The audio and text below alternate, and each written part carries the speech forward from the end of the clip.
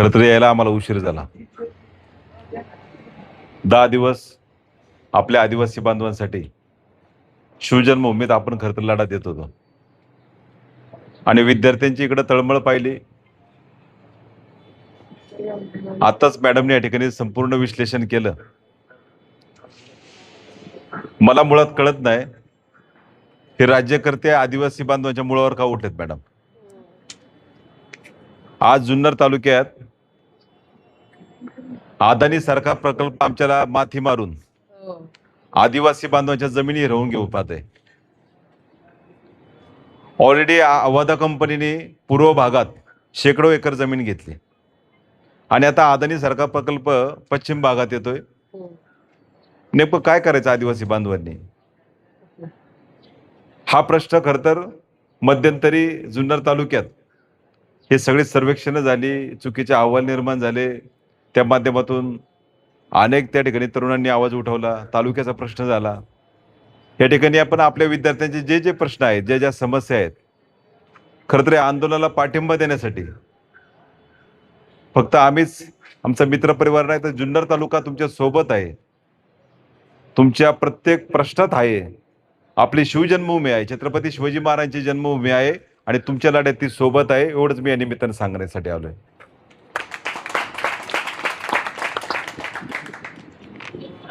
आज खरं तर उपोषणाचा 12वा दिवस आहे. 10व्या दिवशी मला ऍडमिट करायला लागलं होतं कारण माझ्या लिव्हर डॅमेज झाला होता. परंतु तोपर्यंत जनसुनावणी स्थगित होत नाही तोपर्यंत मी काही उपोषणावरून हल्लो नव्हतो. मला मॅडम अनेक रिक्वेस्ट करण्यात येत होत्या, परंतु मला जोपर्यंत आम्हाला लेखी मिळत नाही तोपर्यंत आम्ही काही उठू शकत नाही.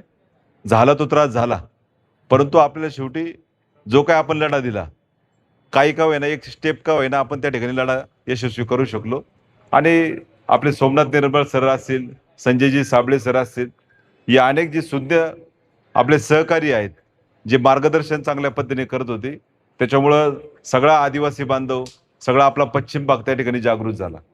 आज खरं तर विद्यार्थ्यांचे एवढे गंभीर प्रश्न असताना आता मॅडमने या सगळ्या गोष्टीचं पुरेपूर विश्लेषण केलं. एवढे गंभीर प्रश्न असताना सरकारला नेमकी जाग का नाहीत मला कळत नाही. या सरकारला आपल्या आदिवासी बांधवांना त्या ठिकाणी हद्दपार करायचं काय. मॅडम, मी त्या दिवशी सांगितलं, तुम्ही जर पश्चिम भागात त्या ठिकाणी जर अदानी प्रकल्प असेल किंवा जर आमच्या आदिवासी बांधवांच्या जर मुळावर उठणार असेल तर आम्ही काय नक्षलवादी व्हायचं का मॅडम. हा फार गंभीर प्रश्न निर्माण झालाय मॅडम. हा फक्त जुन्नर तालुकाच नाही तर संपूर्ण सह्याद्रीच्या डोंगर रांगात आपला लढा जो होता, अदानी प्रकल्पाला 59 प्रकल्प दिलेत सह्याद्रीच्या डोंगर रांगांमध्ये, आणि आज सह्याद्रीच्या डोंगर रांगात राहणारा आपला गोरगरीब आदिवासी बांधव आहे. सगळ्यात महत्त्वाची गोष्ट, ज्या सह्याद्रीचं रक्षण छत्रपतींनी केलं, मावळ्यांनी केलं, त्या सह्याद्रीचं ब्लास्टिंग करायला हा अदानी ग्रुप निघाला मॅडम. आणि खरा इंटरेस्ट त्यांना मायनिंगमध्ये, परंतु वीज निर्मिती प्रकल्पाच्या नावाखाली फक्त केवळ सगळ्या गोष्टी सुरू आहेत आणि अत्यंत गंभीर गोष्टी चालू आहेत. आम्ही तर शिवजन्मभूमीने ठरवलंय, काही जरी झालं, किती जरी वरून आदेश आले, सेंट्रल गव्हर्नमेंटचे आले, कितीतरी जरी पोलीस पाठबळ लावलं तरी काही जरी झालं, अदानीला पाय ठेवून द्यायचा नाही जुन्नर तालुक्यात. काही जरी झालं, कारण हा फक्त आपल्या आदिवासी बांधवांचा प्रश्न नाही तर हा जुन्नर तालुक्याचा प्रश्न निर्माण झाला मॅडम. पूर्व भाग असेल, पश्चिम भाग असेल, सगळा तालुका एकत्र पद्धतीने त्या ठिकाणी लढा देतोय. अजूनही ती लढाई काही संपली नाही, लढाई अजूनही सुरू आहे. परंतु आमची लेकरं 12 दिवसापासून या ठिकाणी उपोषण करतात. ते कोण आलतं का सरकारचं माणूस इथं? आहे का कुणाचं लक्ष? मला कळत नाही आपण लोकशाहीत राहतोय का आता हुकुमशाहीत राहायला लागलो. दिल्लीच्या आंदोलनाला पण मी दिपके सरांच्या उपस्थित होतो आणि ते सगळं जवळून ते पण आंदोलन मी पाहिलं. मला असं वाटतं मॅडम, या आंदोलनाला दिपके सरांना मला वाटतं बोलायला लागतं का इथं. मी प्रयत्न करेल अभिजित दिपकेनं या ठिकाणी आणण्याचा, कारण आता हे सगळे जैनजी, जर सरकारला या गोष्टी जर दखल घेता येत नसेल, किती दिवस आपण तळमळून पडणार. ह्या उपोषणातून मी गेलोय म्हणून या भावनेपोटी मी खरं तर या ठिकाणी आलोय. आमचे पोरं तळमळताना आम्ही पाहू शकत नाही. सरकारला माझी विनंती आहे, जर हा लढा फक्त मांजरी गाव वसतिगृह असा नाहीये, हा संपूर्ण महाराष्ट्राचा लढा होऊ शकतो जर सरकारने गंभीर दखल घेतली नाही तर. आज मला वाटतं एक प्रतिनिधी मंडळ आपलं गेलंय मुंबईला. मला निर्मळ सरांचा फोन झाला होता. त्यातून जर चर्चा करून जर काही पॉझिटिव्ह येत असेल तर ठीक आहे, नाही तर मला असं वाटतं हे लेकरांबरोबर आपण सगळ्यांनीच त्या ठिकाणी या लढ्यात उतरलं पाहिजे.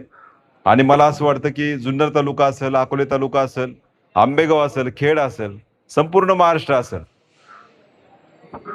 आज आमच्या जर विद्यार्थ्यांच्या भावना जर या सरकारला कळत नसेल, मगाशी मॅडमने जसा उल्लेख केला की सरकारला मुळात आम्हाला शिकून द्यायचं का नाही हा मोठा प्रश्न निर्माण झालाय.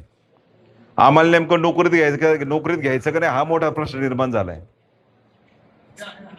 मग आम्हाला तुम्ही असं नक्षलवादी करणार आहे काय? हा फार गंभीर समस्या आणि गंभीर प्रश्न निर्माण झालाय.